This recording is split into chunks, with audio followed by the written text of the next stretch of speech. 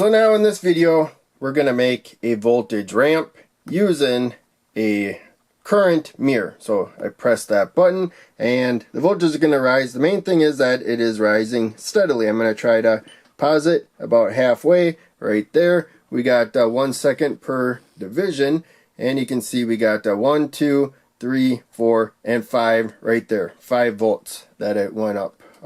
Looks like pretty spot on.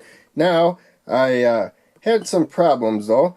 That just unpaused. I will swap them, and I don't think our timing is gonna do so well. So one of these transistors, I got 3 on the board right now, is an older one that I may have damaged or something before. So if I ramble on too long because this takes too long, then I'll edit out. But I think we did okay there. So all right, let's press the button and release. Yeah, this is going a lot slower. So we haven't even got all the way up. So obviously it's taken more than 5 volts. So fortunately it looks like this may be influenced by the state of the transistors. And I got that one up there, but we already found a way to get it to 5 volts in 5 seconds, which was my goal. And let's see if rewiring it threw that off. So may also be influenced by how well components are in there. And yeah, now we're going up too fast right there. So probably instead of one of these fixed resistors, probably be a good idea to use a variable resistor. You know, use a trim pot where you're just using 2 of the terminals, so you can get a variable resistance until you get the exact timing that you want. So now I got the diagram here, and I still got the circuit there. I moved the oscilloscope out of the way. We're done with that. We got the ground. I'm not sure exactly what you call it, but that's basically ground there that we clipped this one to. And then we got our probe for our voltage in relationship to ground.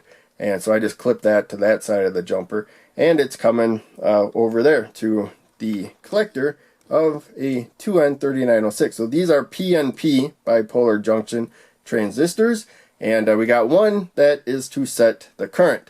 So it's got the emitter to the positive supply, and then we have the collector with those resistors right there, but the base is tied to the collector, and ultimately it should be I believe Ohm's law, basically 5 volts minus 0.6 volts because of that drop, and then across the resistor right there to set a current. And we should have about 1 milliamp of current like that. Now we have another transistor that's almost parallel.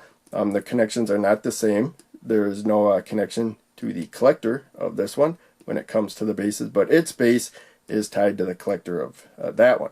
And ultimately, the better this one conducts, the better that one will conduct. The worse that one conducts, the worse that one will conduct. They should have an equal amount of current. And so it looks like if I don't have them pressed in the board, you know, perfect or something, maybe it's thrown off. I'm not sure. But in any case, we have a mirror. The current that's going through that one should be the one going through this one. If you're using a 1000 microfarad capacitor and it's getting a steady current, you know, 1 milliamp, then it's going to go up 1 volt per second, which is basically what we saw, even when it was off a bit. You know, it was, you know, somewhat close to a volt a second.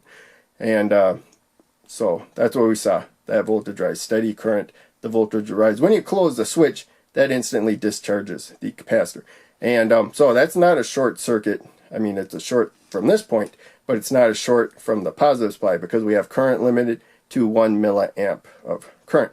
So I can remove the capacitor and measure across those 2 points. We'll see this transistor makes sure there's never a high amount of current flowing. And so when the switch is open, that will charge the capacitor. And then the negative side of the capacitor, this is polarized, you got to put it in the right way to the negative rail though. When I close the switch, you can see it goes to that negative rail. I got a jumper that brings it across. So that's a short circuit. That instantly discharges the capacitor. So you won't want to do this with the larger capacitor, but it's probably okay because the larger the capacitor, the more charge it will store, especially as voltage goes up. But as capacitance goes up, it stores more charge for a given volt, and that may be too much current. It may, melt some metal. That's probably the main reason why I'm using 5 volts instead of a higher voltage as well. It gets worse at higher current. And I limited the current there in case I accidentally did short circuit the whole power supply. It will limit current through if it goes through a component, but this also has short circuit protection. If I put the two power supply alligator clips directly together, or those 2 rows directly together, it will automatically shut off before there's damaging current. So here we are. To show this a little more, you can see we got emitter on top there, both of them positive supply. Their base is tied together, and there's a little metal jumper right there. There's no plastic on it because it probably doesn't have space for it. Going to the emitter of just that transistor, and then 3,900 ohms, 510 ohms right there. Let's see how much current we can measure. So again, you got to be careful measuring current. With voltage, you can pretty much always measure voltage, and it's pretty safe. And we're going to go to the milliamp region right there, set it to an amount of current that you expect to measure. We expect it to be in the low milliamp range, about 1 milliamp right there. And so we just set it to milliamps. And this one will go to ground right there. And we are going to short it, as I said before. So when the transistor, the capacitor was on the board right there, and I press this, it will instantly discharge the capacitor. But also, while I held that down, current would just keep flowing to ground through the transistor right there. And so we'll measure that current. And yeah, it looks like it's a little bit more than 1 milliamp of current. And let's try wiggling these. And if I get the exact same reading, I'll try swapping the other transistor. Yeah, that's about the same reading right there. So yeah, that was probably actually close, because yeah, when we were getting about 1 milliamp a second, it was slightly quick. So yeah, I think we were fine there. And unfortunately, the pins are bent out of shape. This is a new one. The pins were too close together. I had to spread them apart a little bit. So let's push them together a little bit right there. See if I can get in the board without editing this down. There we go. Pretty sure that's in there properly, and can't see terribly good.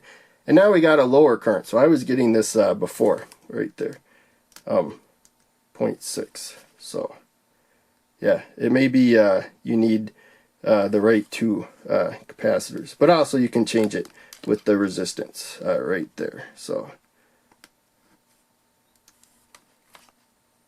we'll see if that's yeah, that's about 1 right there.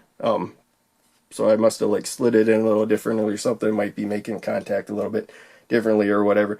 So yeah, I would if I was really gonna make a serious circuit, I'd probably use a variable resistor in that spot. A 10K trim pot with just 2 of the pins connected, so that I can make adjustments. But I think if you soldered everything together, then it would be the connections would be solid, and I don't think it would drift that much. But it looks like it might need, fine tuning, maybe even if you wire it right. I'm not sure. But yeah, that's it. Hope you enjoyed that circuit. Thanks for watching. Make sure you check out one of the other videos I posted on the screen, and check out the links down below. They all help out a lot. I'll see you in the next video.